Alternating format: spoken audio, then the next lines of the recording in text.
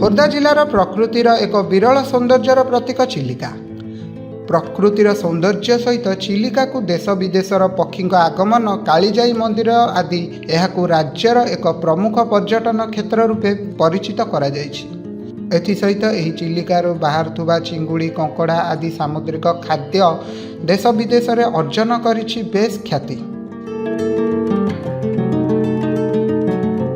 तेबे एही चिलिका अंचल को अत्याधुनिक क्षेत्र में रूपांतरित करने पई अंटा भिड़ी सरकार, जार मंग धरिछंती भुवनेश्वर सांसद अपराजिता षडंगी और खोर्धा विधायक प्रशांत जगदेव।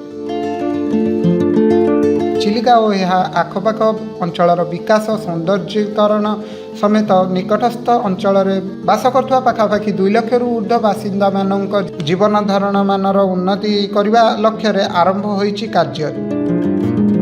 चिलिका डेभलपमेंट अथॉरिटी और ओडिशा मुख्यमंत्री सहित सांसद अपराजिता षडंगी और विधायक प्रशांत जगदेव आलोचना पर पाखापाखि 1300 कोटी टंका व्यय अटकल दीर्घ मियादी योजना रे डिटेल प्रोजेक्ट प्रक्रिया आरंभ होइथिबा सूचना दैछंती सांसद, जहां संपृक्त अंचलवासी जीवन धारण मान रे उन्नति आनिबा बेस सहायक हेबा।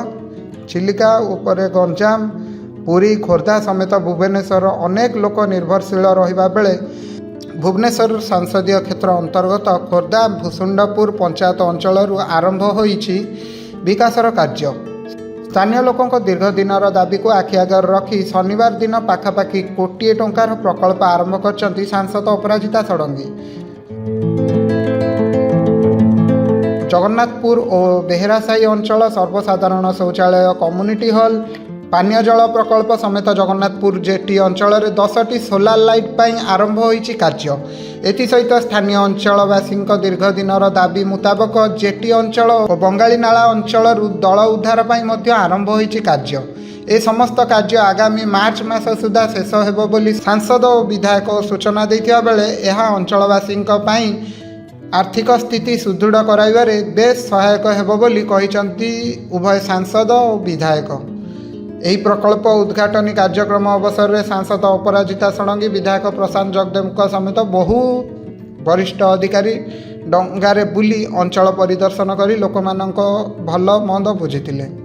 एही भित्तिप्रस्तर उपस्थापन कार्यक्रम में भुवनेश्वर सांसद अपराजिता षडंगी समेत जिला योजना कमिटी अध्यक्ष तथा खोर्धा विधायक प्रशांत जगदेव, जिला परिषद अध्यक्ष विजय कुमार पाल्टा सिंह, भूसुंडपुर सरपंच सौरभ कुमार दास महापात्र, समिति सभ्या सुदीप्ता बेहेरा, चिलिका उन्नयन कर्तृपक्ष मुख्य कार्यनिर्वाही अधिकारी एम जोगजयानंद, अतिरिक्त मुख्य कार्यनिर्वाही अधिकारी अम्लान नायक, मंडल सभापति अजय पाइकरा, वरिष्ठ नेता शिव प्रसाद परिडा, भागीरथी सामंतराय, नाका राउत प्रमुख उपस्थित थिले।